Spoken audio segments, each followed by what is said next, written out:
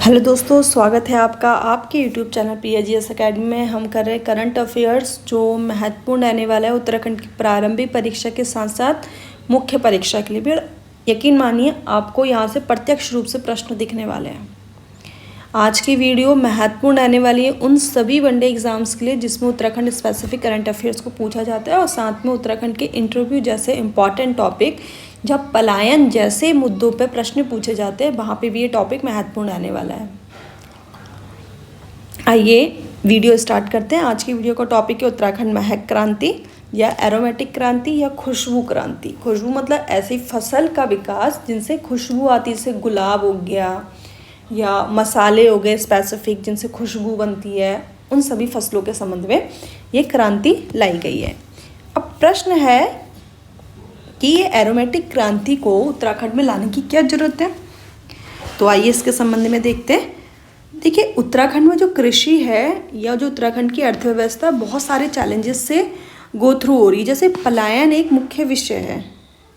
आप देखेंगे गाँव के गाँव पूरे के पूरे पलायित हो चुके हैं, एक जगह से दूसरी जगह जाने के लिए मजबूर हो गए। अब पीछे बहुत सारे रीजंस हो सकते हैं, जैसे आर्थिक रीजन हो सकता है या वहाँ के इंफ्रास्ट्रक्चर हो सकता है कि वहाँ स्कूल्स अच्छे नहीं हैं, कॉलेजेस अच्छे नहीं हैं, या बहुत दूर जाना पड़ता है, या स्वास्थ्य सुविधाएं नहीं हैं। बहुत सारे मुद्दों के बीच में एक मुद्दा आर्थिक मुद्दा है।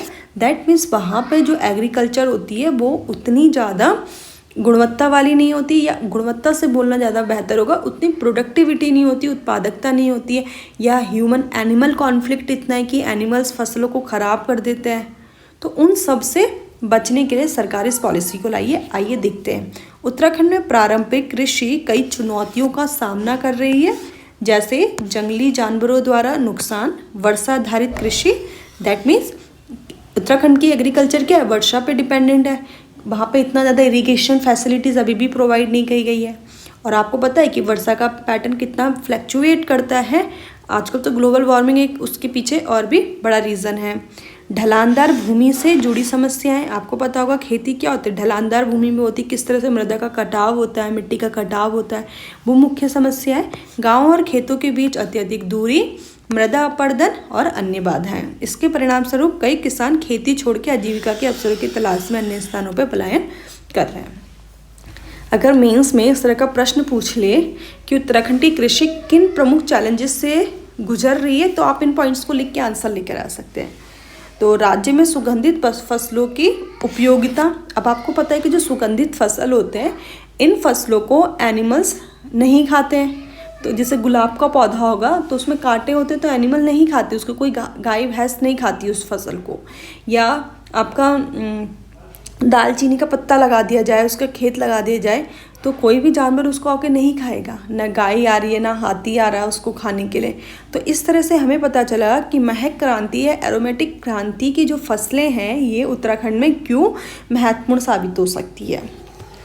इसमें एक पॉइंट इम्पॉर्टेंट है कि इसका जो क्रियान्वयन है, इसको जो एग्जीक्यूट करने का जो कार्य दिया गया है वो centre for aromatic plants CAP Selaqui द्वारा किया जाएगा। ये बहुत इंपॉर्टेंट पॉइंट है। ये इंपॉर्टेंट क्यों, क्योंकि ऑलरेडी यहाँ से प्रश्न पूछा जा चुका है। सेंटर फॉर एरोमेटिक प्लांट्स कहाँ स्थित है, सेलाकुई में स्थित है। तो इस नीति का उद्देश्य राज्य में चयनित सुगंधित फसलों के उत्पादन को बढ़ावा देना है और संपूर्ण मूल्य श्रृंखला को मजबूत करके किसानों की आय में वृद्धि करना है। इन्होंने लिखा है संपूर्ण मूल्य श्रृंखला, मतलब पूरी की पूरी वैल्यू चेन, फसल को उगाने से लेके फसल की मार्केटिंग तक के पूरी की पूरी वैल्यू चेन को बढ़ावा देना है, ताकि फार्मर्स को प्रॉफिट हो सके और अर्थव्यवस्था सुचारू रूप से चल सके। तो अब इस नीति के क्या लक्ष्य हैं उसको देख लेते हैं। उत्तराखंड के विभिन्न जिलों में 7 एरोमा वैली और 6 सैटेलाइट सेंटर्स विकसित करके सुगंधित फसलों क्षेत्र का विस्तार करना है। तो 7 एरोमा वैली है, 6 सैटेलाइट सेंटर है। सैटेलाइट सेंटर में जहाँ किस तरह से कृषि को किया जाए, किस तरह से ट्रेनिंग दी जाए, उसके संबंध में भी जानकारी दी जाएगी। पहले चरण में सुगंधित फसलों के तहत लगभग 22,750 हेक्टेयर क्षेत्र को कवर किया गया है। लगभग 22,750 हेक्टेयर क्षेत्र या 23,000 क्षेत्र को कवर करने का लक्ष्य किया गया है।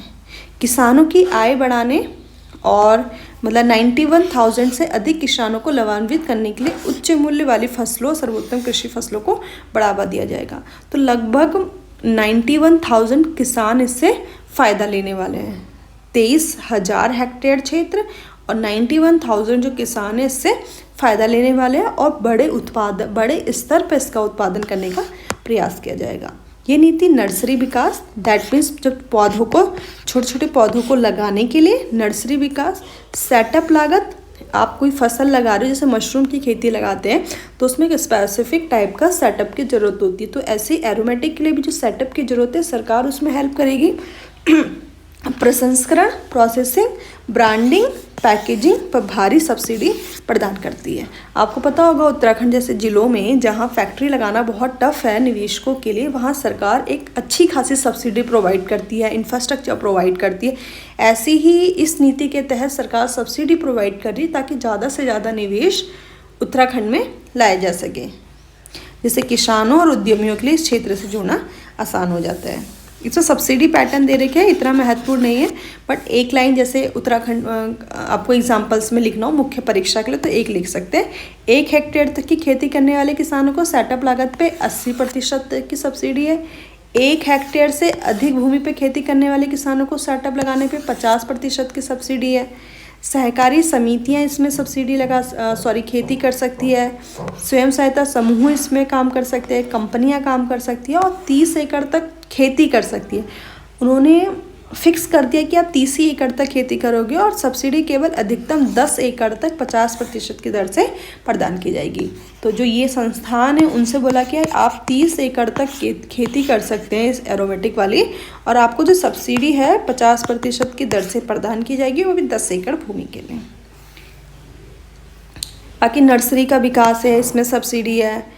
प्रसंस्करण और मूल्य संवर्धन है, उसमें तो आप देखिए 15 लाख प्रति यूनिट की स्थापना लागत पे 80% की सब्सिडी, मतलब एक बहुत अच्छी गोल्डन अपॉर्चुनिटी है निवेशकों के लिए कि 50 लाख प्रति यूनिट, 1 यूनिट लगाई 50 लाख की, उसमें आपको 80% की सब्सिडी दी जा रही है।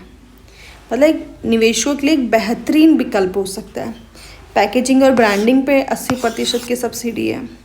आइए देखते हैं कि कौन सी एरोमा वैलीज़ को सिलेक्ट किया गया। ये प्री के लिए बहुत ज़्यादा महत्वपूर्ण है, लेकिन मुख्य परीक्षा में अपने आंसर की डेप्थ को दिखाने के लिए कि आप उत्तराखंड के संबंध में कितनी अच्छी जानकारी रखते हैं, तो आप मुख्य परीक्षा में भी इस तरह की टेबल बना सकते हैं।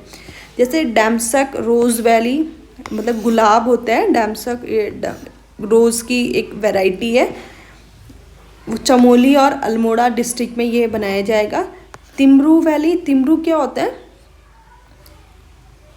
तिमरू क्या होता है आपका एक तरह का छोटे छोटे मसाले के दाने जैसे होते हैं, मतलब अगर आप इसे खाओगे तो जीभ में बहुत ज़्यादा ये गर्मी कर देते हैं, तो ये मसाला होता है, नेपाल में ज़्यादा यूज़ होता है। तो टिमरू valley Pithoragarh, mint valley Udham Singh Nagar में बनाई जाएगी, और सिनेमन वैली दैट में जो दालचीनी है वो चंपावत और नैनीताल में स्थापित करने की बात की जा रही है। भाई लेमन ग्रास वैली को हरिद्वार में, देहरादून और पौड़ी में स्थापित करने की, मतलब डिस्ट्रिक्ट जो कवर स्थापित करने की बात की जा रही है। इस तरह से पूरा क्षेत्रफल अभी 22,750 है। अभी हमने पढ़ा था कि 22,750 हेक्टेयर क्षेत्र में ये खेती करने की सरकार प्रथम चरण में कोशिश कर रही है। चयनित जिले और एरोमा वैली हमने पढ़ ली है। अब कुछ सैटेलाइट सेंटर्स है और वहाँ पे क्या क्या सुविधाएं मिलेंगी मैंने आपको बताया था कि कुछ सैटेलाइट सेंटर स्थापित किए जा रहे हैं, एरोमा वैली स्थापित की जा रही है। तो जो सैटेलाइट सेंटर है वहाँ पर ट्रेनिंग दी जाएगी। देखो सबसे महत्वपूर्ण है, किसान अभी तक उत्तराखंड के धान, गेहूँ, काला भट्ट इस तरह की फसलों को लगाने में व्यस्त है, तो ट्रेनिंग बहुत ज़्यादा इम्पॉर्टेंट है, तो ट्रेनिंग दी जाएगी। गुणवत्तापूर्ण रोपण सामग्री के लिए हाईटेक नर्सरी की स्थापना की जाएगी। प्रसंस्करण सुविधाएं दी जाएंगी। मार्केटिंग के लिए सपोर्ट किया जाएगा।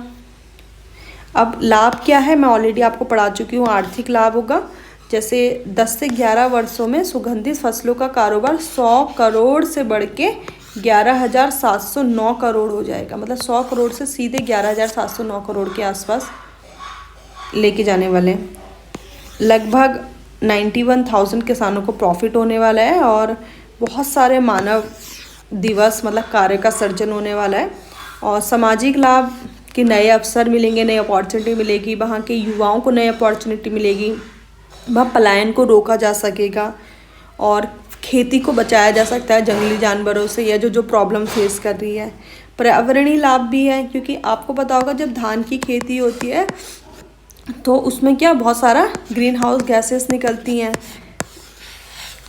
आपको पता होगा धान की खेती में से मीथेन निकलती है, या जब वहाँ पे पैडी फील्ड होते हैं वहाँ से मीथेन निकलती है। बहुत ज़्यादा पानी का यूज़ होता है, तो ये जो एरोमेटिक वाली है उसमें पानी का भी उपयोग कम है, ग्रीन हाउसेस गैसेस का उत्पादन भी कम होगा, तो बहुत ज़्यादा इम्पॉर्टेंट हो जाएगी, ज़्यादा प्रॉफिटेबल हो जाएगी।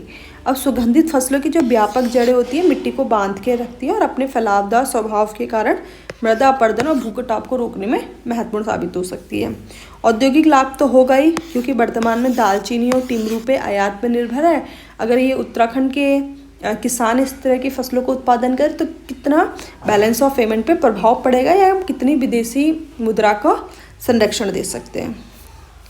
इस तरह से हमने देखा कि उत्तराखंड की कृषि कौन कौन से प्रॉब्लम्स को फेस कर रही है और सरकार द्वारा लाई गई महक नीति या एरोमेटिक नीति के तहत कौन सी वैलीज़ को कहाँ स्थापित किया गया और कौन से स्पेसिफिक फसलों के लिए स्थापित किया गया है। हमने इस प्रश्न को देखा और क्या लाभ हो सकता है, जैसे किसानों को लाभ होगा, 91,000 किसानों को लाभ होगा, किस तरह से कितना राजस्व की प्राप्ति की जा सकती है, और कृषि को किस तरह से एनिमल से बचाया जा सकता है, इन्वायरमेंट के लिए भी किस तरह से प्रॉफिटेबल होने वाली है, कार्बन सिक्वेस्ट्रेशन हो गया या ग्रीन हाउस गैस का उत्सर्जन कम होगा, पानी का कम उपयोग होगा।